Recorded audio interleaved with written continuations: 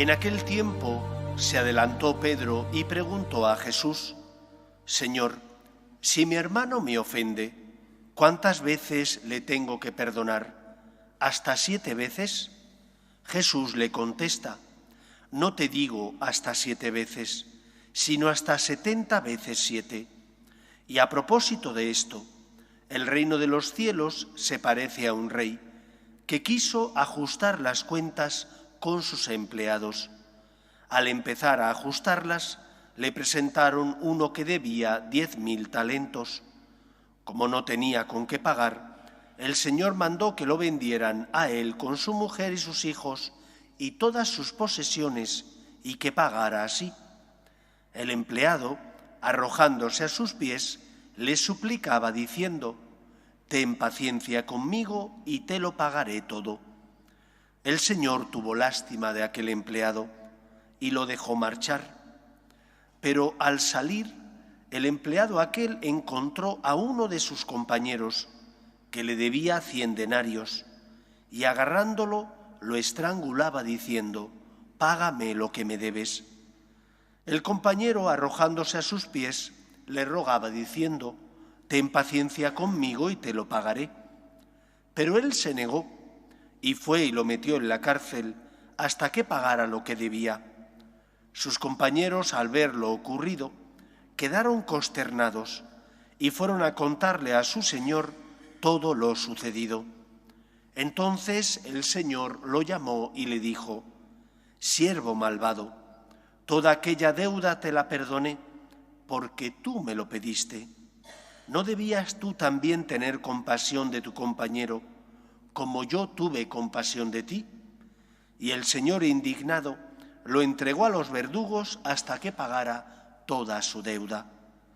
Lo mismo hará mi Padre del cielo si cada cual no perdona de corazón a su hermano. Palabra del Señor.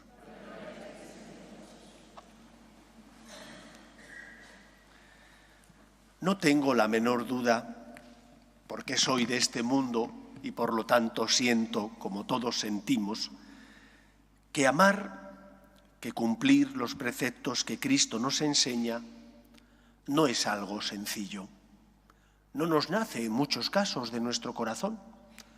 Perdonar a los tuyos, sacas fuerzas de donde haga falta para hacerlo, porque son los tuyos.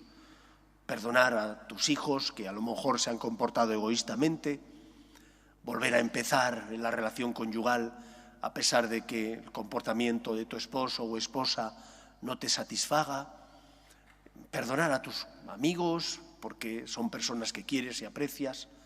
Encuentras razones para hacerlo porque les quieres y les amas.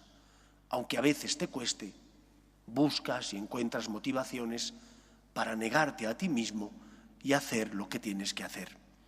El problema está cuando no encuentras motivaciones porque el otro, el que te ha hecho daño, es una persona que crees que no se merece tu perdón. En esos momentos es donde se juega lo importante de tu fe y de tu vida. Hace muchos años aprendí una máxima que creo que hace que nuestra vida cambie, y es la de que la gratitud nos salva. ¿Por qué nos salva la gratitud? El que nos salva es el Señor, que murió por nosotros en la cruz. La gratitud nos salva en el sentido de que una persona agradecida es una persona que es capaz de darse cuenta de las razones que tiene para tratar a los demás como a él le han tratado. Mientras que un desagradecido es una persona que no es capaz de darse cuenta de lo que él ha recibido. Y porque no es capaz de darse cuenta de lo que él ha recibido, así trata a los demás. ¿Por qué tengo yo que perdonar al que me ha hecho daño? Porque a ti te perdonaron primero. ¿Por qué tengo yo que volver a empezar con aquel cuyos tropiezos o su comportamiento me afecta?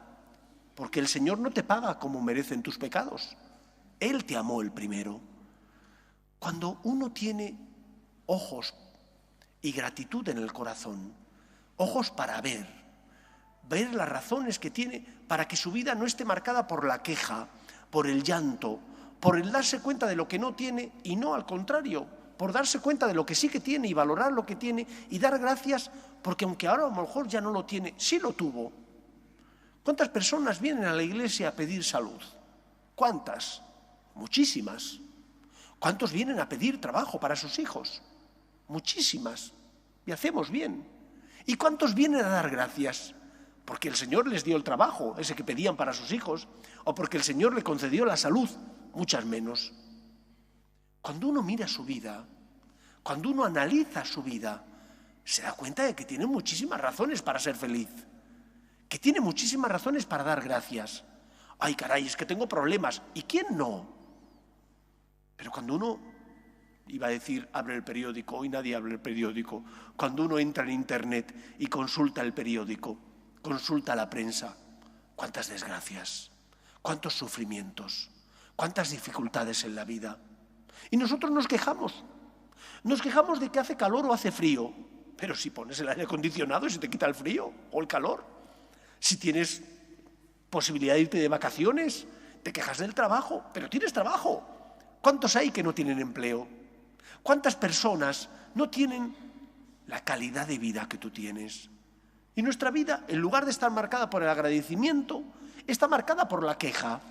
En lugar de ser personas agradecidas porque hemos recibido, sin merecerlo, tantos dones, solamente sale de nuestros labios la queja, el lamento y normalmente el reproche al Señor. Esa suele ser la realidad.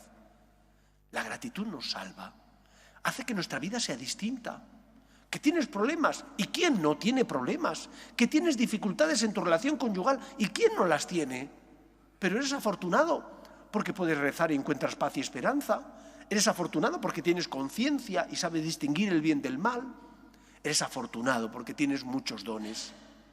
O tu vida está basada en el agradecimiento, en reconocer los dones que tienes, inmerecidos y gratuitos, porque Dios te los concedió sin que tú te los merecieras, o serás un desgraciado en la vida. Así de claro. ¿Por qué voy a ser un desgraciado? Porque nunca valorarás lo que tienes, porque todo te parecerá poco, porque vives, eres hijo de esta época, en una sociedad donde te han enseñado solo a quejarte, solo a pedir, solo a decir, es que tengo derecho a, y no tienes deber de. No, deber de no. Derecho sí, pero deber de no. Tienes deberes. Y porque tienes deberes, podrás exigir también tus derechos. Y por lo tanto, la gratitud nos hace ver la vida con otros ojos. ¿Por qué yo tengo que perdonar al que me ha hecho daño? ¿Por qué hay alguien que te perdonó cuando tú le hiciste daño? ¿Por qué hay alguien que se hizo hombre por ti para salvarte, porque te ama tanto que permitió que su hijo muriera en la cruz por ti? Y por lo tanto, un cristiano no se plantea que tiene que amar, pide fuerzas para amar. No se plantea que tiene que perdonar. Ya sé que es difícil perdonar, ya sé que eso de vivir hasta 70 veces 7 a veces nos cuesta, pero es que a mí me han perdonado hasta 70 veces 7. Pero es que yo me tengo que sentir agradecido porque Dios no me trata como merecen mis pecados, sino que se compadeció de mí. Y porque se compadeció de mí, envía a su Hijo al mundo. Y por eso, cuando yo siento, experimento que el Señor me pide que ame, que perdone, que vuelva a empezar, he de recordar. He de recordar la medida que usaron conmigo.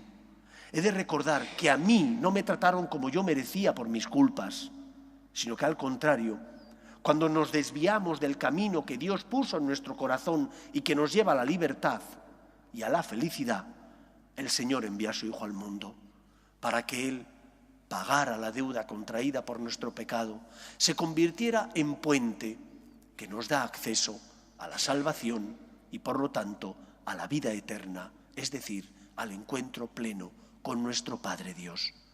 Por eso lo primero de todo, para que puedas perdonar, es que reconozcas que te han perdonado.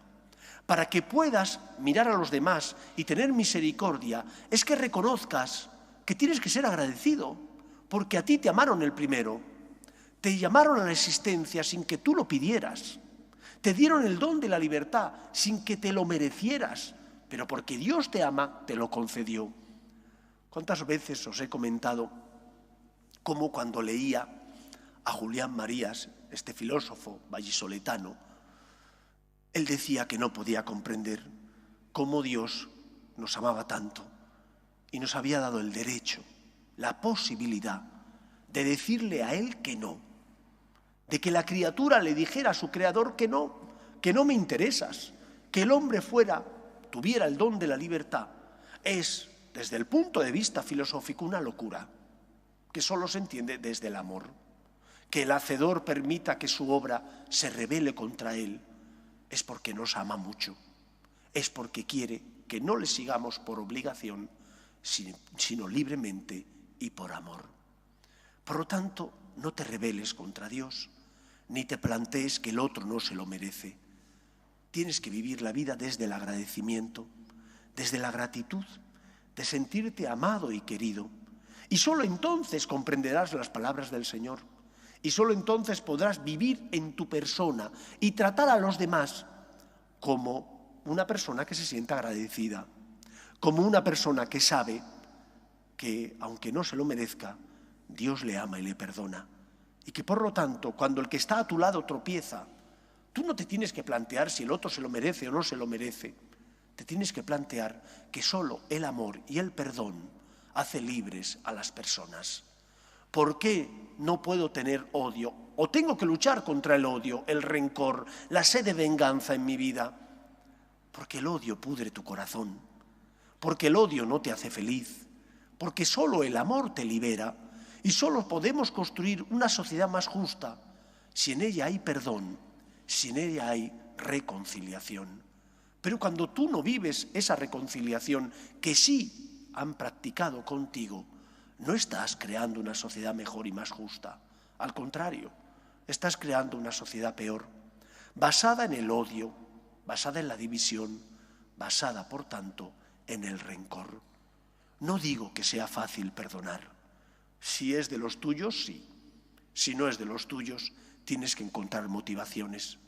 Por lo tanto, aprende a mirar la cruz de Cristo. Dicen que Santa Teresa de Jesús decía que a ella no le gustaban los Cristos que eran perfectos, pero que no expresaban el dolor que él sufrió cuando murió en la cruz. Que le gustaban los Cristos muy llagados, porque expresaban hasta dónde, y el punto del amor de Dios, hasta dónde Él se entregó para salvarnos. Recuerda lo que han pagado por ti. Recuerda que tú eres ese empleado que debes al rey, y que el rey condonó tu deuda, perdonó tu deuda porque tuvo compasión de ti. ¿Te lo merecías? No, pero Dios es generoso. Y si Él es generoso contigo, tú también tienes que serlo con los demás. Este es el punto de partida. La gratitud te salva, te hace ver la vida con otros ojos, te hace darte cuenta de que eres afortunado porque Dios te ama. Y ese amor implica que te creó libremente, te dio el don de la libertad, y cuando te equivocaste, mandó a su Hijo para que Él pagara la deuda contraída por tu pecado. La muerte y el pecado no tienen la última palabra en nuestra vida. Ahora bien, ¿y qué tengo que hacer para perdonar? Porque lo que tengo que hacer es perdonar de corazón. Terminaba así el Evangelio. Tenemos que perdonar de corazón. ¿Y qué implica perdonar de corazón? Implica que le pidas al Señor que te conceda el don de perdonar a los demás. Implica que cuando notes que te cuesta, que es difícil, que hay cierto resquemón en tu corazón, que nace la ira o la sed de venganza o el odio, pidas al Señor que te ayude. Como pides la salud, y haces bien, como pides el trabajo, y haces bien, o como pides la unidad conyugal para superar las crisis matrimoniales, y haces bien, pide también que el Señor te conceda el don de perdonar de corazón. ¿Y qué es perdonar de corazón? Es amar al otro, es ponerte en el lugar del otro, es sentir compasión del otro, como Cristo la sintió de ti. Y puede ser que digas, esto está mal. Siempre la Iglesia nos ha enseñado a tener tolerancia cero con el pecado, pero misericordia con el pecador. Y vaya como nos gusta que tengan misericordia con nosotros cuando nos equivocamos, pero cuánto nos cuesta tenerla a nosotros con los que se equivocan. Por eso pídela al Señor en tus oraciones. Pide al Señor que te dé ese perdón de corazón para dárselo a los demás. En segundo lugar, ¿cómo puedes perdonar una vez que lo has pedido al Señor? Reza por tus enemigos. Rezar por tus enemigos no implica decir que todo vale, no implica decir que no pasa nada, no. Defiende tus derechos, defiende lo que en justicia te corresponde, pero también reza por ellos para que el Señor les toque el corazón y cambien de vida. Es que eso no sirve de nada, eso lo dirás tú, pero sí que sirve, porque el Señor sí es capaz de tocar el corazón de las personas. ¿O es que no lo ha hecho contigo? ¿Por qué no lo va a hacer también con los demás? Reza por ellos. Y aunque no sabemos ni cuándo ni cómo, el primer beneficio de rezar por el que te ha hecho daño es que más pronto que tarde le ves con otros ojos. En lugar de verle con ojos de odio, de rencor, le ves con ojos de misericordia, como la Virgen María. María nos es dada por madre al pie de la cruz, antes de que su hijo muera por nosotros. Y ella, que no debió agradarle aquella situación, lo aceptó porque Cristo se lo pidió. Que nosotros, que éramos la causa de que su hijo muriera en la cruz, ahora teníamos que ser abrazados y protegidos por ella. María lo hace porque se fía de Dios y porque tiene un corazón lleno de agradecimiento, porque tiene un corazón que ha experimentado el amor de Dios. Y por eso cuando va a visitar a su prima Isabel, María simplemente proclama la grandeza del Señor, que se ha fijado en la humildad de su esclava. No es que dice ella, yo soy buena, buenísima. Fíjate que el Señor se ha fijado en mí, no podía ser de otra manera, mujer. No, proclama mi alma la grandeza del Señor, porque se ha fijado en la humildad de su esclava. Tiene un corazón lleno de agradecimiento. Y solo cuando tú rezas por el que te ha hecho daño, le ves con otros ojos, más pronto que tarde, nace en tu corazón la palabra y la virtud de la misericordia. Y esa misericordia hace que veas al otro con ojos de misericordia y de perdón, con ojos de madre y no con ojos de rencor. No es fácil vivir como el Señor nos pide. A veces, debido al pecado original, no nace en nuestro corazón tratar así a los demás. Pero ¿cómo te han tratado a ti? ¿No te han perdonado? La medida que uséis, dijo Cristo, la usarán con vosotros. Pues que usemos la medida del amor, de la misericordia y del perdón, porque queremos que nos perdonen, queremos que, cuando nos hemos equivocado, el Señor y los demás sean misericordiosos con nosotros. Que sea así en nuestra vida. Nos ponemos en pie.